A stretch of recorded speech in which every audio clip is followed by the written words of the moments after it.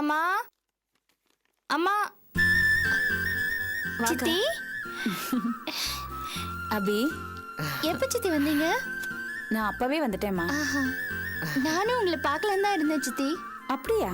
ம், நான் உஷாவை ஹாஸ்பிட்டலுக்கு கூட்டிட்டு போயிட்டு அதுக்கப்புறமா வந்து உங்களை பார்த்து நாளைக்கு நடக்க போற ஃபங்க்ஷனுக்கு கூப்பிடலான்னு இருந்தேன். அதனால என்ன அபி? அக்கா எல்லாத்தையும் சொன்னாங்க. சாவி கொடுக்குற ஃபங்க்ஷன் தானே, உன் தொழில் சம்பந்தப்பட்டது. நான் வந்து அங்க என்ன பண்ண போறேன்? என்ன சித்தி இப்படி சொல்றீங்க? முதல்ல என்ன நீ நிறைய சாதிப்ப, பெரிய பெரிய பில்டிங்லாம் கட்டுவ அப்படின்னு நீங்க தானே மனசார வாழ்த்தி என்ன ஆசீர்வாதம் பண்ணீங்க. உங்க வாய் முகூர்த்தம் நீங்க சொன்னதெல்லாம் பழிச்சிருச்சு. என்னோட வேலையெல்லாம் வெற்றிகரமா முடிஞ்சிருச்சு. கஸ்டமர்ஸ் கிட்ட நான் ரொம்ப நல்ல பேர் வாங்கிட்டேன். அதுக்கு என்னோட உழைப்பு மட்டும் இல்ல சித்தி, உங்களை மாதிரி நல்லவங்களோட ஆசீர்வாதமும் தான் காரணம். அபி, உன் மனசு மாதிரியே தான் உன் பேச்சும் தன்னடக்கத்தோட இருக்கு. எங்க ஆசீர்வாதம் என்னமா பெருசு? இந்த கட்டடத்தை நல்ல விதமா கட்டி முடிக்க நீ பட்ட கஷ்டம் எவ்வளோன்னு எங்களுக்கு தெரியும். எவ்வளோ சோதனைகளை, சதிய எல்லாத்தையும் தனியா நின்று நீ சமாளிச்ச. இன்னைக்கு நீ சாதனை பண்ணி முடிச்சிருக்க. இது 100% உன் உழைப்பும் தைரியமும் உனக்கு கொடுத்த பரிசு. எனக்கும் அக்காவுக்கும் உன்னை பார்க்கும்போது ரொம்ப பெருமையா இருக்குமா. நான் பார்த்து வளர்ந்த பொண்ணு நீ இவ்வளோ திறமைசாலியா இருக்கே, எனக்கு ரொம்ப சந்தோஷமா இருக்கு. போதும் போதும் போதும், இதெல்லாம் இருக்கட்டும். நாளைக்கு ஃபங்க்ஷனுக்கு நீங்க கண்டிப்பா வரீங்க. ஆமா சித்தி, நான் நல்லா வரணும்னு நீங்க தானே மனசார நினைச்சீங்க. நாளைக்கு எனக்கு முதல்ல நல்லது நடக்கும்போது நீங்க தான் பக்கத்துல இருந்து ஆசீர்வதிக்கணும். சரி அபி. அது சரி, ஆர்த்திக்கு சொல்லியாச்சா? அவங்க வீட்ல இருந்து வராங்களா? அதெல்லாம் நிறைய கதை நடந்து போச்சு சாரதா. உனக்கு சொன்னா புரியாது. இப்பதான் அவ அந்த வீட்டுல போயிருக்கா. மறுபடியும் கூப்பிடணுமா? என்னக்கா சொல்ற? ஆமா சாரதா, அவ நிறைய பிரச்சனை பண்ணிட்டா. இப்பதான் அவளுக்கு புத்தி சொல்லி அவங்க மாமியார் வீட்டுக்கு அனுப்பியிருக்கேன். இப்ப போய் கூப்பிட்டா தேவையில்லாத பிரச்சனை. அவளை அழைக்க வேண்டாம். சரி வாங்க என் கூட, சித்தப்பாவை போய் அழைச்சிட்டு வந்துடலாம். அவர் அழைக்க போறியா? எதுக்கு அபி? அவர் அழைச்சா என்ன சந்தோஷப்பட போறாரா இல்ல கிளம்பிதான் வரப்போறாரா? வேண்டாம் அபி. என்ன சித்தி நீங்களே இப்படி சொல்றீங்க? நம்ம குடும்பத்துல அவர் தானே பெரிய மனுஷன். ஆமா சாரதா, நம்ம குடும்பத்துல தலைமஸ்தானத்துல இருக்கிற ஆம்பளை அவர் தானே. அவரை கூப்பிடாம எப்படி சாரதா? இத பாருக்கா, கூப்பிட போனா அபிக்கு மன வருத்தம் வரா மாதிரி அவர் ஏதாவது பேசிடுவாரு. பரவாயில்ல சித்தி, எதுவா இருந்தாலும் நம்ம அவரை கண்டிப்பா கூப்பிட்டு தான் ஆகணும்.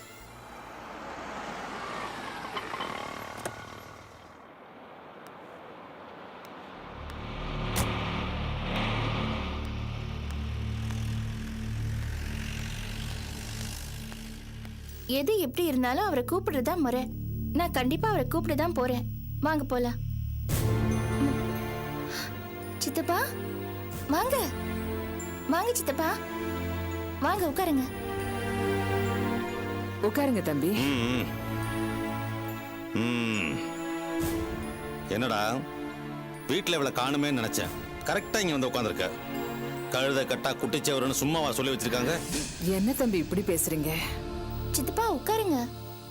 நான் உங்களை பார்க்க தான் கிளம்பிட்டு இருந்தேன். எதுக்கு? நான் தான் இப்ப பாப்பர் ஆயிட்டேன்ல. வாழ்ந்து கட்டவன நீ இதுக்கு வந்து பார்க்க போற? அப்படி எல்லாம் சொல்லாதீங்க சித்தப்பா. என்னைக்கு இருந்தாலும் நீங்க என் சித்தப்பா தானே. நாளைக்கு என்னோட பில்டிங் ஓப்பனிங். நாளைக்கு எல்லாருக்கும் சாவி கொடுக்குறோம். அந்த ஃபங்க்ஷனுக்கு உங்களை அழைக்கிறதுக்காக தான் நானும் சித்தியும் கிளம்பிட்டு இருந்தேன். அந்த ஃபங்க்ஷனுக்கு என்ன கூட்டிட்டு வந்து ஓரமா நிப்பாட்டி வச்சு பாருடா, உனக்கு முன்னாலேயே நானும் ஒரு பெரிய தொழிலதிபர் ஆயிட்டேன் அப்படின்னு நீ தம்பட்ட அடிச்சுக்குவ. அதை நான் ஓரமா நின்று கேன பயிலாட்டு வேடிக்கை பார்க்கணும் இல்ல? ஏய், என் கண்ணு முன்னால வளர்ந்தவன் நீ. என்னைக்கு வேணா நொடிச்சு போயிருக்கலாம், ஆனா உள்ளுக்குள்ள என்னைக்குமே நான் கோடீஸ்வரன் தான். ப்ளீஸ் சித்தப்பா, தயவு செஞ்சு இந்த மாதிரி தப்பா புரிஞ்சுக்காதீங்க. இந்த பார், உன்னை நல்லா சரியா புரிஞ்சுக்கிட்டு தான் பேசுறேன். சிங்கம் படுத்தா எலி மேலே ஏறி விளையாடுமா? உங்களுக்கெல்லாம் புதுசா ஒரு தோரணை தான் வந்திருக்கு. பைத்தியக்காரத்தனமா பேசாதீங்க. அபிய பத்தி நீங்க எப்படி பேசுறீங்க? அவ உங்களுக்கு எவ்வளவோ உதவி செஞ்சிருக்கா.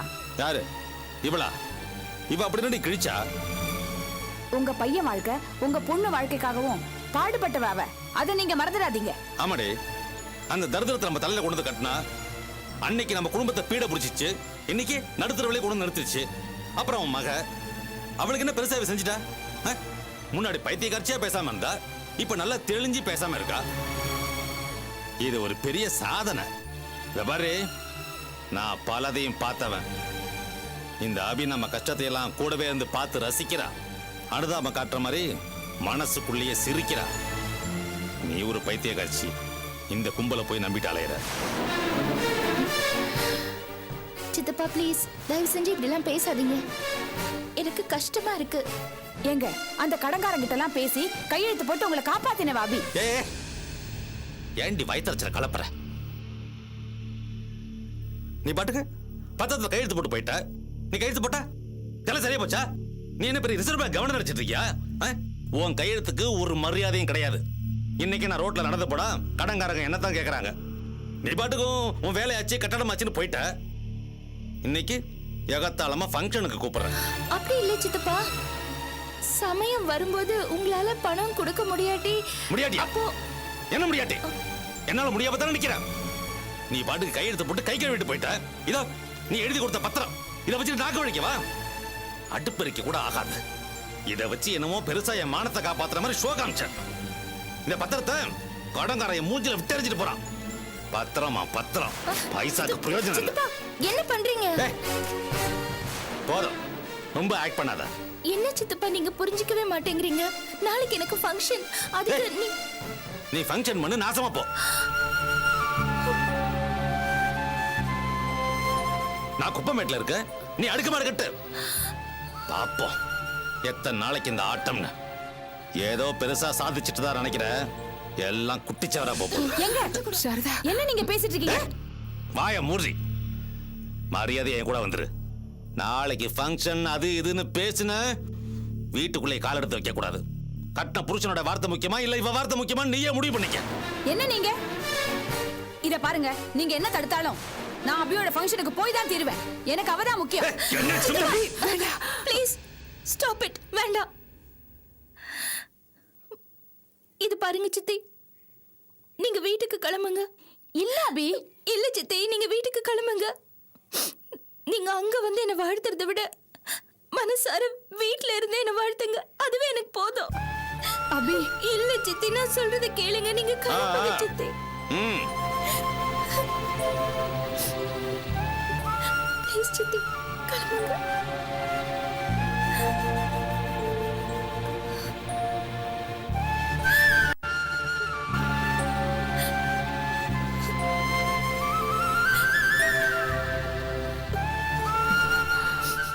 அபி, அபி அழாதே.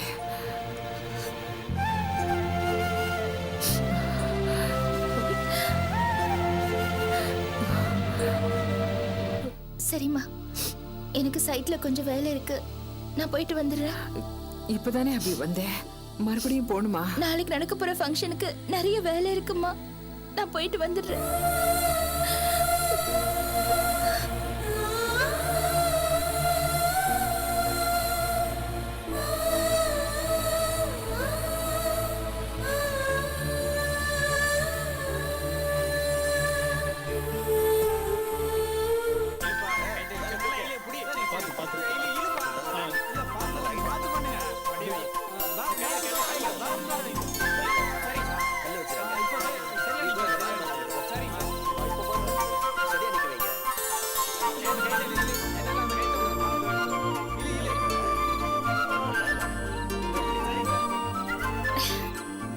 அபி, உங்களுக்கு கால் டாக்ஸி வெயிட்டிங்ல இருக்கு, போகலாம்.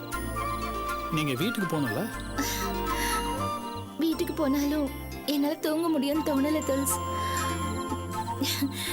சந்தோஷத்துல ஒரு வலி இருக்கும்ல, அதுலதான் நான் இப்ப தவிச்சிட்டு இருக்கேன். சரி, அதுக்காக வீட்டுக்கு போகாம கிளம்புங்க அபி. கண்ணுக்கு முன்னாடி வளர்ற குழந்தை மாதிரி எப்படி வளர்ந்துருச்சு பாத்தீங்களா? அபி, அதுக்காக நீங்க இங்கே இருந்து பார்த்துட்டு இருக்க முடியாது. காலைல சீக்கிரம் வரணும்ல. அப்புறம் நாளைக்கு ஏற்பாடெல்லாம் கரெக்டா பண்ணிட்டீங்களா? பக்காவா பண்ணியாச்சு. இந்த டெக்கரேஷன்ஸ்லாம் நடந்துகிட்டு இருக்கு. அப்புறம் பிளாஸ்டிக் சேர் சொல்லியிருந்தா அதை கிருஷ்ண சார் வாங்கி வச்சிருவாரு. அது இல்லாமல் மார்னிங் டிஃபனுக்கு ஏற்பாடு பண்ணிட்டேன். சரி.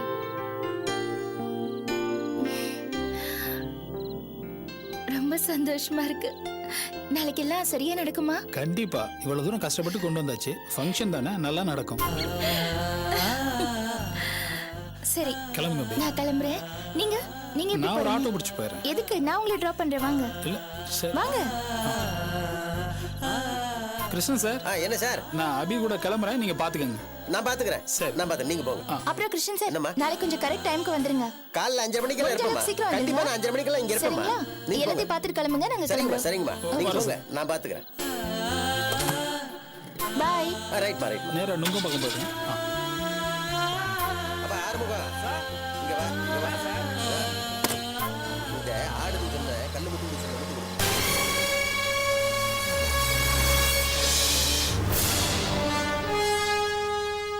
ரெடியா?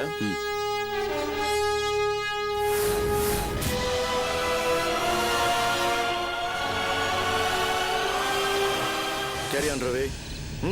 Okay sir.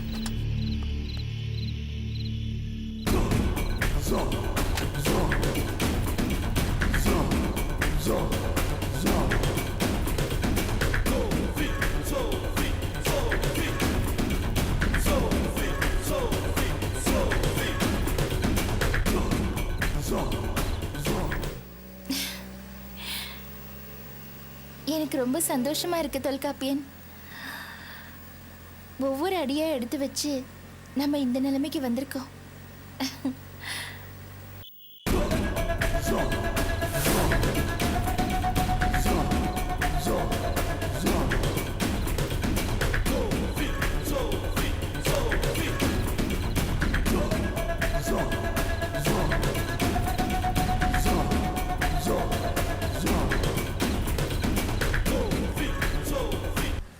எனக்கே ரொம்ப பிரமிப்பா இருக்கு.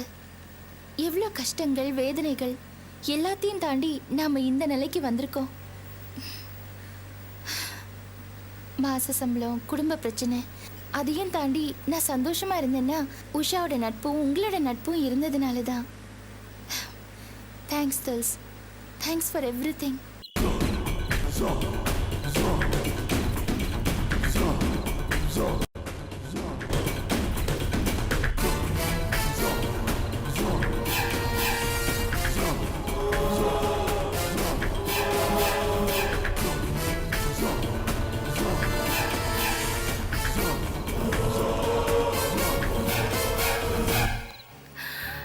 நம்ம பில்டிங் குழந்தை மாதிரி ஒரு கருவா உருவாகி நாள் கணக்குல, மாச கணக்குல அது வளர்ந்து நிக்குது. தல்ஸ், குழந்தை வயிற்றுக்குள்ள இருக்கும்போது உதைக்கிற மாதிரி அது சின்ன சின்ன வலியை கொடுத்தாலும் அது எவ்வளவு சந்தோஷமா இருந்துச்சுல்ல. இப்ப அந்த வலியெல்லாம் போயிடுச்சு. நம்ம தடையெல்லாம் தாண்டிட்டோம்.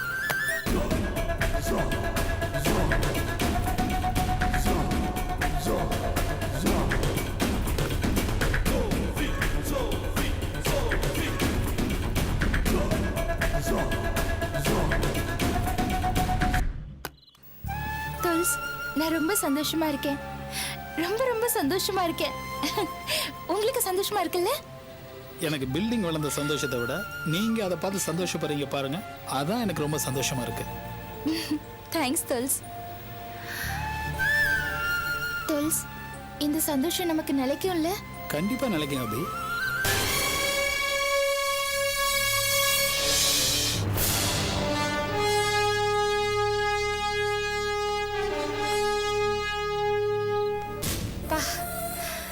நினைச்சு பார்த்தா நம்ம எவ்வளவு கஷ்டங்களை தாண்டி வந்திருக்கோம். ஆச்சரியமா இருக்கு. நாம அப்போ இத பத்திலாம் யோசிக்கவே இல்லைல்ல. கஷ்டங்களை நம்ம ஒரு அனுபவமா எடுத்துக்கிட்டோம். அதை பார்த்து பயந்து ஒதுங்கிடல. அதான் நம்மளுடைய பலம்.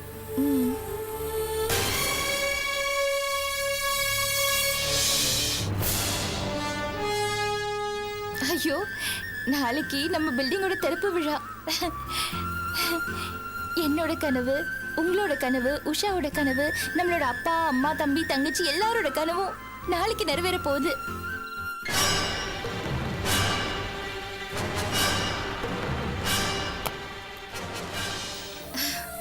துல்ஸ், ராத்திரி எல்லாம் நான் தூங்க போறதே இல்லை. எனக்கு தூக்கமே வராது. அவ்வளோ சந்தோஷமா இருக்கு. துல்ஸ், தொல்ஸ் உங்களுக்கு தெரியுமா? வீட்டை கட்டிப்பாரு, கல்யாணத்தை பண்ணிப்பாருன்னு சொல்லுவாங்க. அது ரெண்டும் ரொம்ப கஷ்டமான விஷயம். ஏன்னா அது ரெண்டுத்துலயும் நம்மளோட உணர்வுகளுக்கு நாம நிறைய இடம் கொடுக்கறோம்.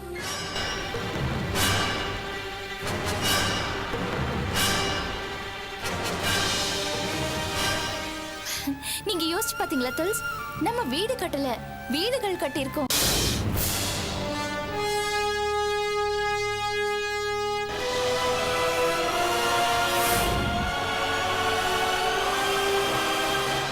நாளைக்கு நம்மளோட அபி கன்ஸ்ட்ரக்ஷன் பில்டிங் ரொம்ப சந்தோஷமா இருக்க போகுது.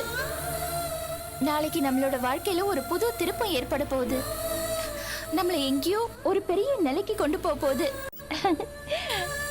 ஐயோ, நாளைக்கு எப்படா விடியோன்னு நான் காத்துட்டு இருக்கேன்.